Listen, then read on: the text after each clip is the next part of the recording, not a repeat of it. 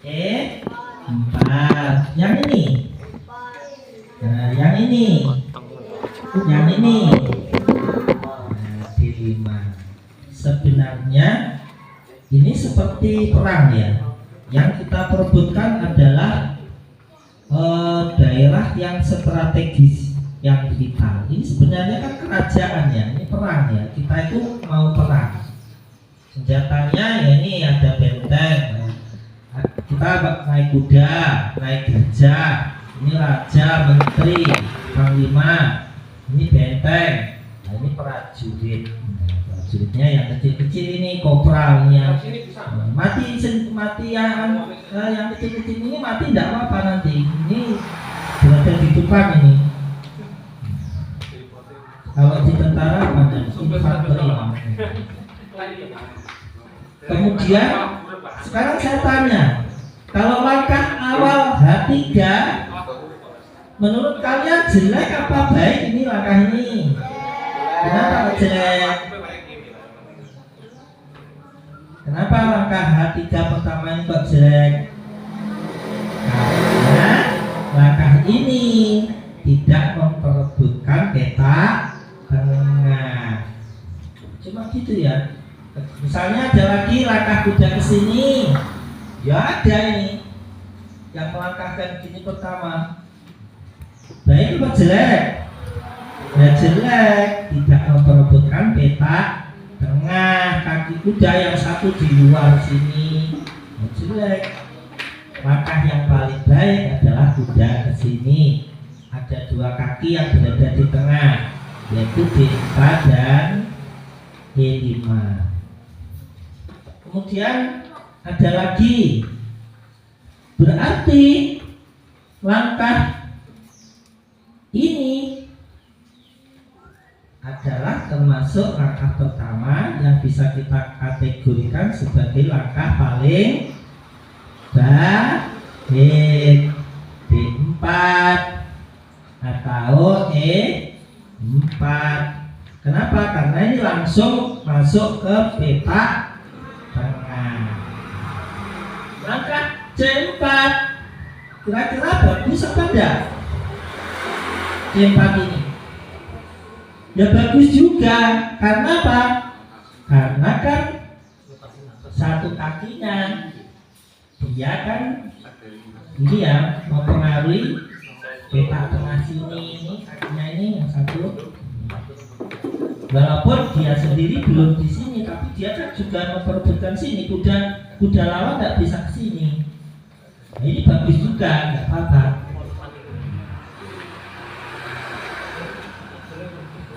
Kalau langkah pertama B3, ini tujuannya apa ini kira-kira? B3 ini membuka jalur gajah ke sini. Kira-kira menurutmu langkah ini buruk sekali apa enggak? Boten, tidak, ada baiknya juga. Karena apa? Dia mau menggerakkan gajah ke sini.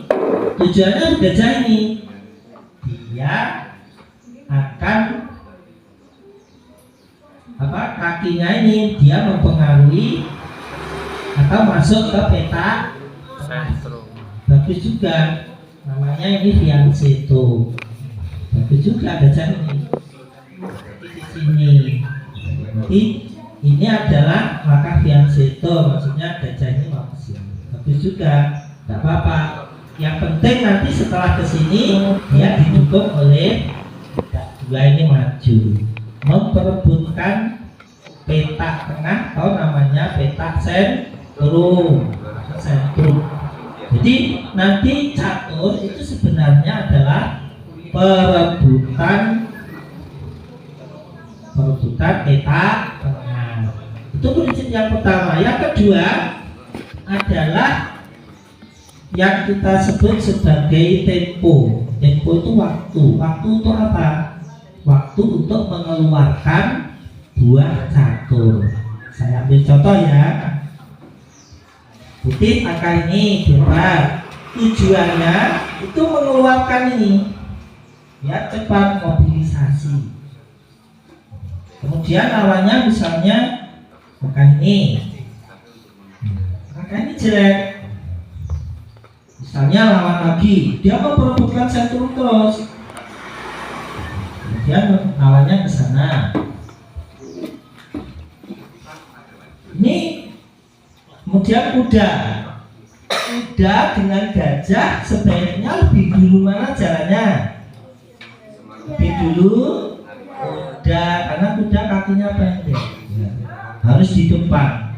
Kuda itu posisinya harus di depan, gajahnya cukup di belakang. Ini, kemudian lawannya seperti ini, kemudian seperti ini. Semua dikeluarkan, yang belum bergerak semua dikeluarkan. Ini belum bergerak, misalnya ke sini. Semua buah mobilisasi ya.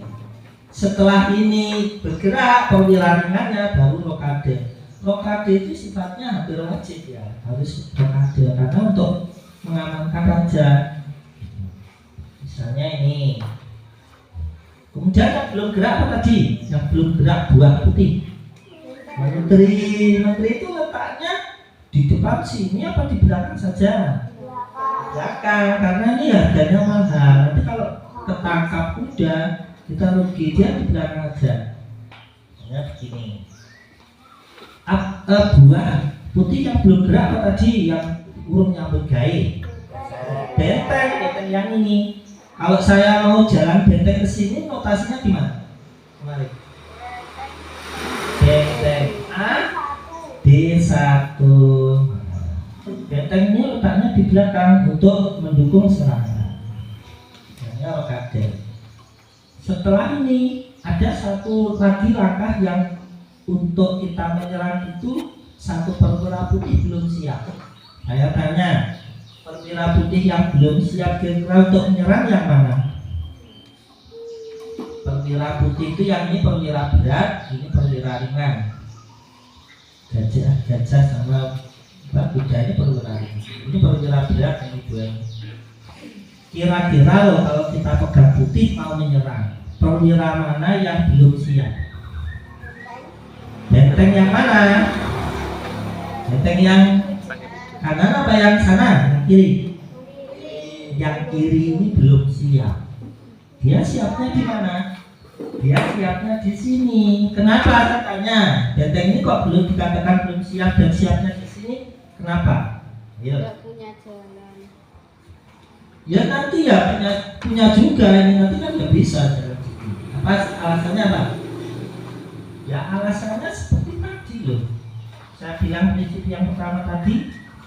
Benteng ini nanti lajurnya melewati peta tengah, melewati peta.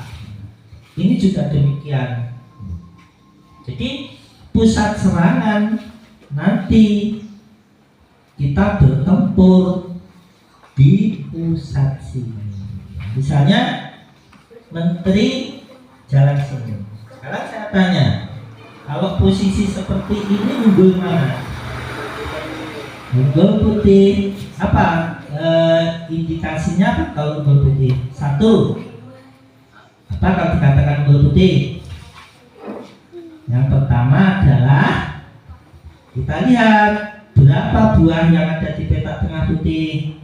1, 2. 2 ini sudah, yang ini sudah berada di tengah. Peta ini sudah dikuasai putih. Yang kedua, buah putih lebih siap. Sudah siap tempur ini putih. Bentengnya siap, ini siap semua. Sedangkan hitam belum siap. Hitam membutuhkan beberapa waktu dia untuk jalan ke sini.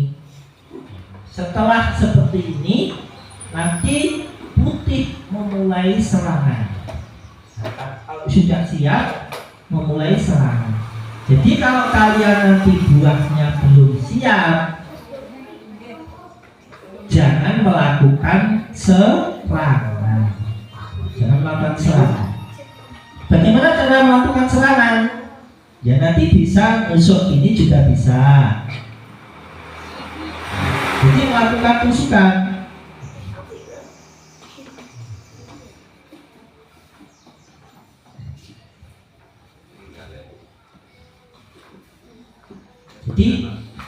bisa dimulai serangan.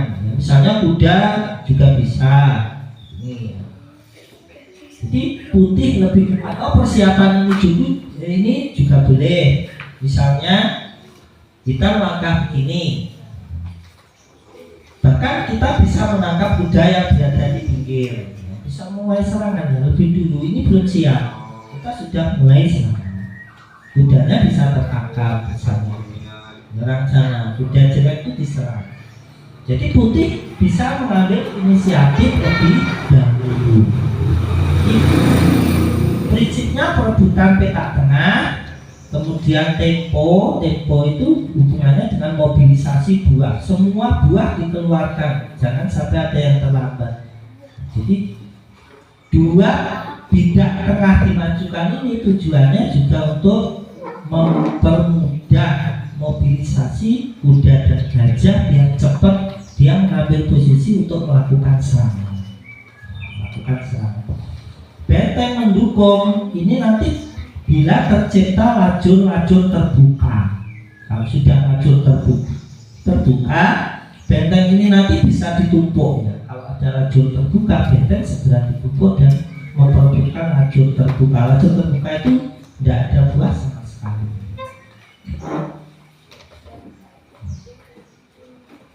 Kalau sudah begini, nanti kita menginjak babak tengah. Babak tengah itu kira-kira antara 8 sampai 15 langkah. Opening, pembukaan, prinsipnya seperti tadi. Saya ulangi ya. Perebutan petak tengah, tempo, dan mobilisasi. Mobilisasi buah secepat mungkin.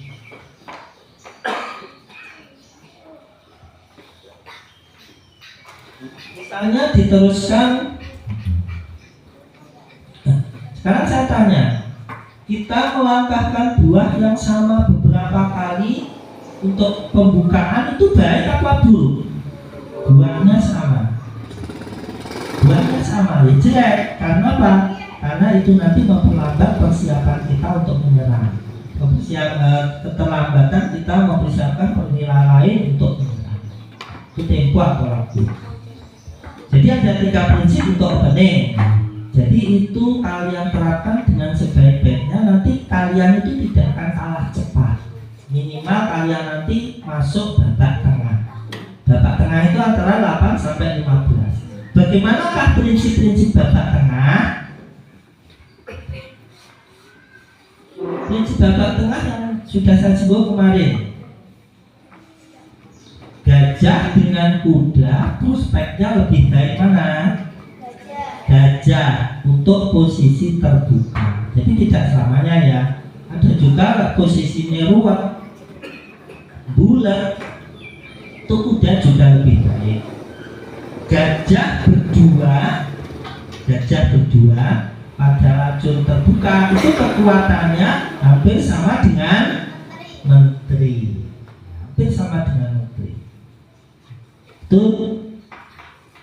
Kemudian berikutnya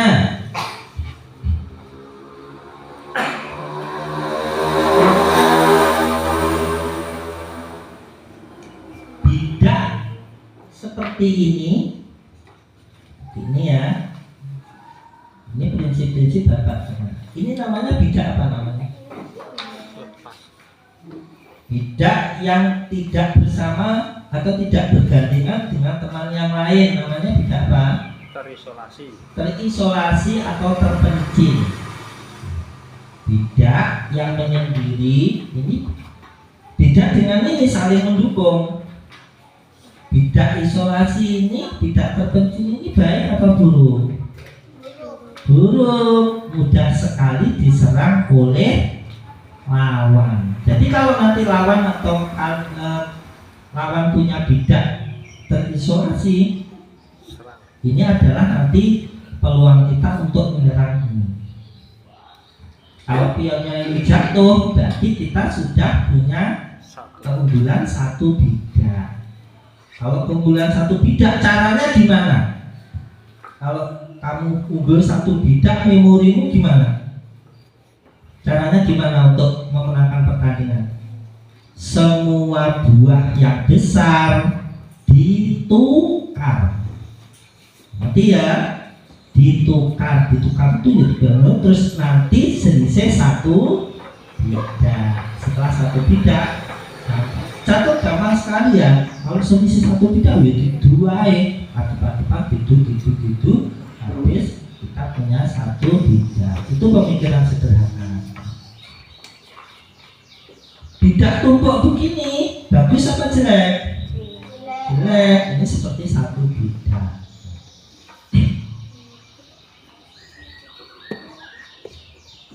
Jadi susunan bidak juga sangat penting. Susunan pion juga sangat penting.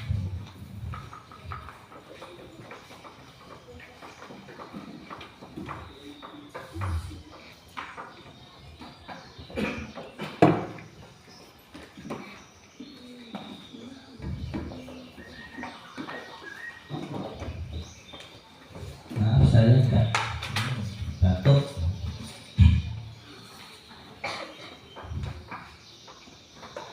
Mungkin ada pertanyaan dulu sampai sini. Ada yang belum bisa membunuh saja pakai benteng? Ada? Minimal pakai benteng. Pakai gajah buat ada yang belum bisa. Gajah ada bisa belum? Kalau udah gajah itu agak sulit. Ya bisa, nanti itu ilmunya lanjutan. Kalau gajah dua itu gampang ya. Di pojok. Kalau gajah dengan kuda, kalau gajahnya hitam begini, nanti matinya di pojok warna hitam.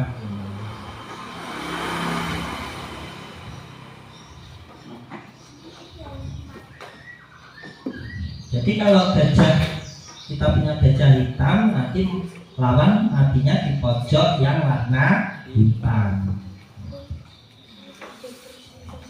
Kalau misalnya kita punya gajah hitam seperti ini,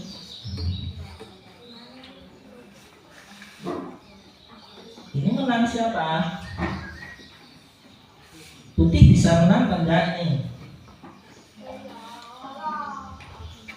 Gajah kita hitam, pojoknya putih. Pion kita di sini, bisa ada ini jadi? Tidak. Ini partainya karena apa? Ini nanti dia yang sembunyi di sini tidak bisa kita dipindah.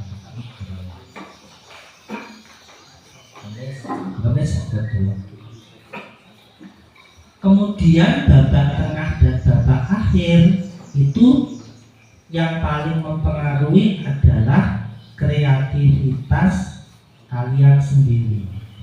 Jadi ini prinsip-prinsip perang, ya, prinsip-prinsip perang. Jadi kreativitas itu muncul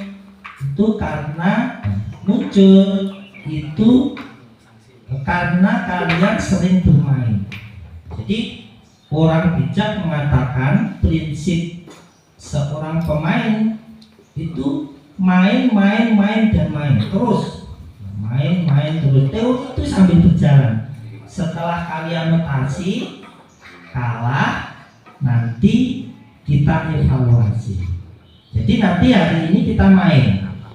Siapa yang kalah dievaluasi, dibuka lagi permainannya. Nanti Mas Alfian, Mas Abdul, saya akan melihat di mana kesalahan kamu sehingga kamu menyebabkan kekalahan.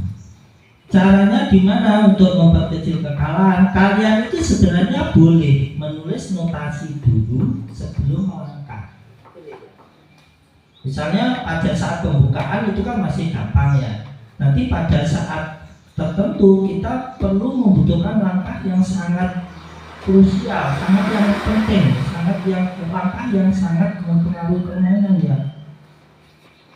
Jadi kalau kita melangkah ini bisa kalah, kita melangkah ini bisa menang. Bagaimana caranya? Kita tulis dulu saja di notasi ya, di kertas notasi ditulis, ditutup pakai buahmu.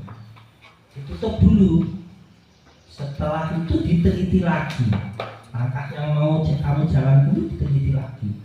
Kira-kira langkah saya tadi benar-benar bagus enggak?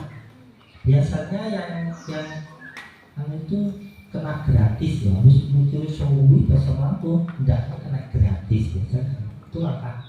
Jadi dikontrol sekali lagi.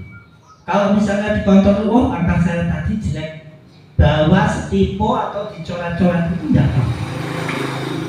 Jadi saya dulu kalau bermain notasi saya itu coretan ya, enggak apa-apa, wajar dong coretan. Karena apa?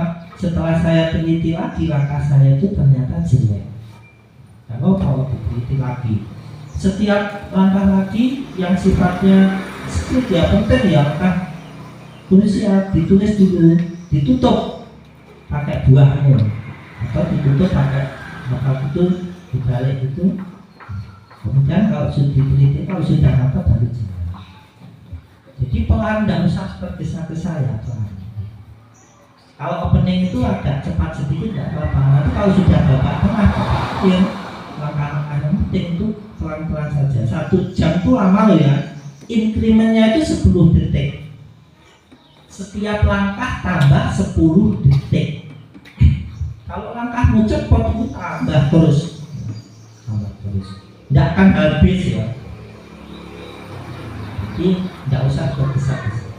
Jadi termasuk klasik ya.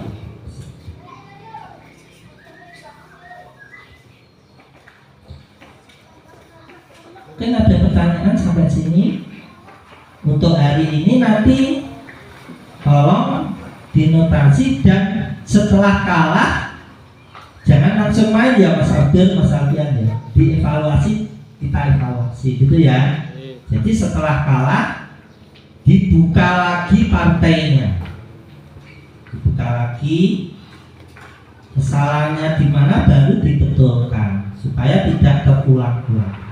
Karena saya Mas Abdul, Mas Arwan kan belum tahu ya kesalahan kalian biasanya itu di mana.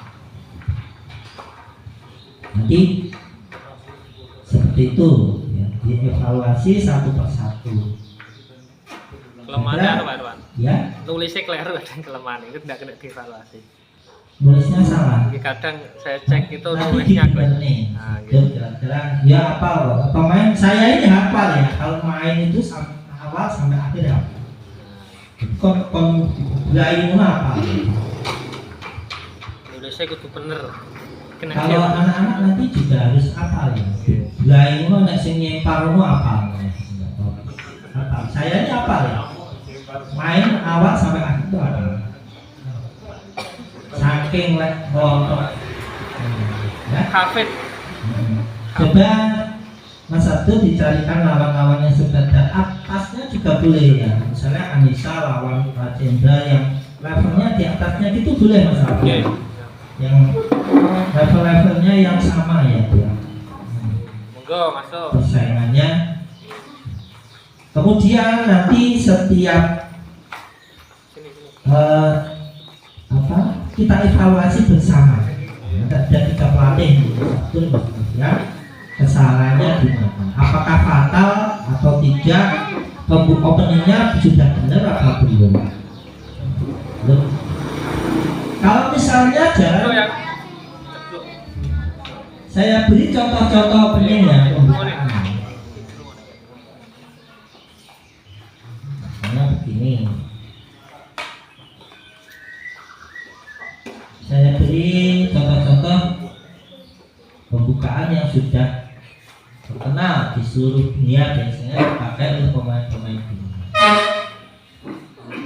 Seperti ini ya, empat. Ini pembukaan apa namanya?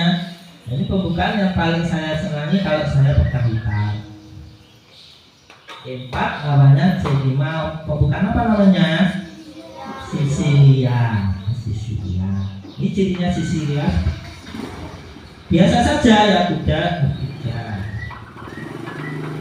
Ini pembukaan itu variannya banyak sekali. Kalau kalian pegang hitam, bisa memakai pembukaan Sicilian Madoff namanya. Kegemaran Bapak Madoff ya, orang zaman dulu. Pemain pecatur terkenal zaman dulu. Ini D4. Menurut kamu ini dimakan apa enggak? Alasannya apa kalau dimakan? Habis dimakan apa enggak?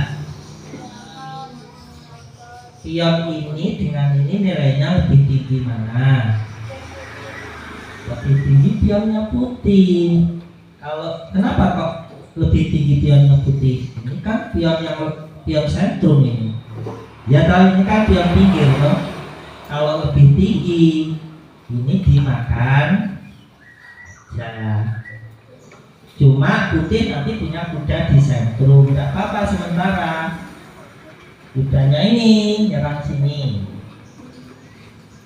kan dijaga ya, jaga begini. Nah ini cirinya sisi Leonardo di sini. Ini namanya sisi Leonardo. Misalnya putih seperti ini, maka hitam yang bagus mana? Nanti bisa kamu gunakan ini kuning hitam ini. Saya sudah hafal ya. Kalau saya pakai ini jarang kalah ya. Kemudian ini ya, misalnya putih ini, hitam seperti ini, putih F3,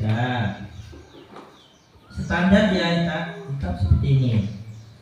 Walaupun ini dia di sentrum, tapi kita masih bisa mengontrol ini kita sini. Nanti suatu saat ini bidaknya maju. Misalnya rokade, persiapan dulu. Kita jalan apa kira-kira? Baca semuanya. Putih kira-kira jalan apa?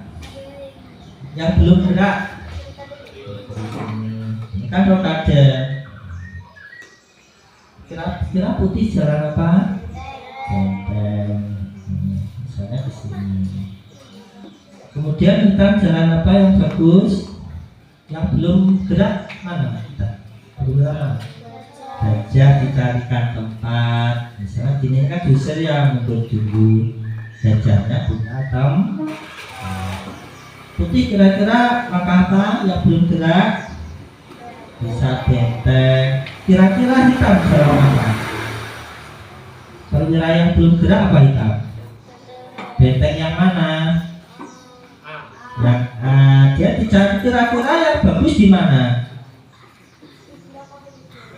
Di belakang sini. Terus prospeknya yang sana nanti kemana? Ada 2 benteng ya untuk persiapan. Benteng ini bisa di yang bagus di C. Nanti benteng yang sini bisa di E atau D.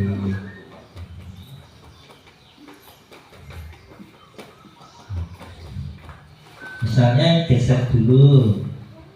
Ini persiapan. Semua perwira hitam dan perwira putih sudah siap untuk melakukan pertempuran. Seperti ini dikatakan semua pemain siap melakukan pertempuran. Nah, tinggal nanti melakukan terobosan. Apakah pionnya ini maju?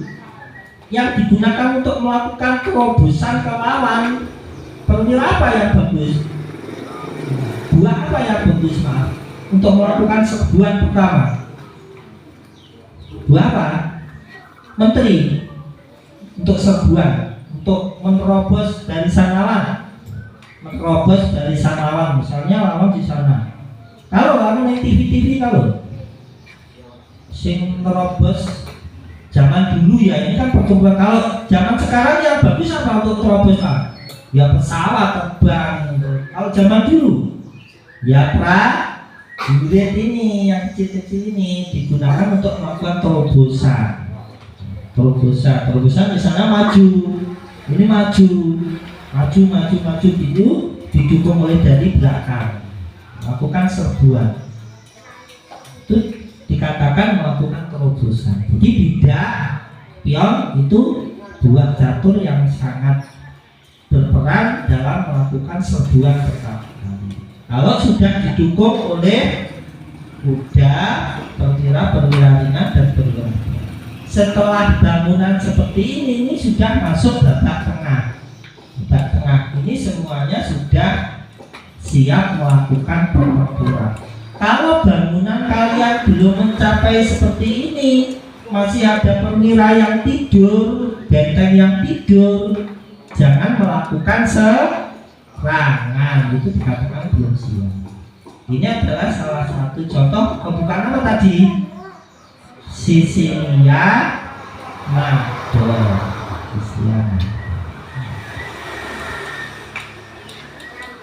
Pembukaan macam-macam juga boleh ya. Tidak apa, boleh tidak kita tidak apa pembukaan? Ya boleh, tidak apa-apa. Yang penting prinsip-prinsip saya tadi yang pertama harus dipegang, yaitu perebutan petak tengah, mobilisasi buah, dan tempo. Jangan menjalankan buah yang sama beberapa kali. Panggang laku kuda, enak sih demenan laku kuda, tidak perlu laku liang ya, panggang kuda. Nah, itu nanti berarti kita akan terserang lebih dulu, karena perwira lawan sudah siap, kita panggang laku kuda, kabeh sik turu. Perwira kita masih tidur di malam hari, lawan sudah melakukan serangan. Itu fatal. Tidak apa opening, tidak apa-apa. Opening dari mana kita kok tahu? Banyak opening dari buku ada, dari YouTube ada. Banyak yang ngeklik saja Sicilian atau keluar. Kemudian pembukaan Spanyol keluar dan lain sebagainya. Tapi kalau teori dasar kalian tidak punya, nanti nak musuhnya tidak ada pembukaan kayak bingung weh. Gitu ya, yang penting prinsip-prinsip catur, teori dasar catur kalian harus mengerti. Sementara itu saja. Kemudian kita coba main lagi. Setelah main jangan langsung bubar. Nanti akan dievaluasi bersama oleh tim pelatih biar ke depan tidak melakukan kesalahan yang sama. Itu ya, minggu kemarin kan masih main-main kalah ini. Sekarang dievaluasi ya. Seperti itu. Kalau tidak ada pertanyaan, Mas Abdul dicarikan lawan-lawan yang sepadan dan bermain lagi seperti kemarin. Nanti dievaluasi bersama. Ya,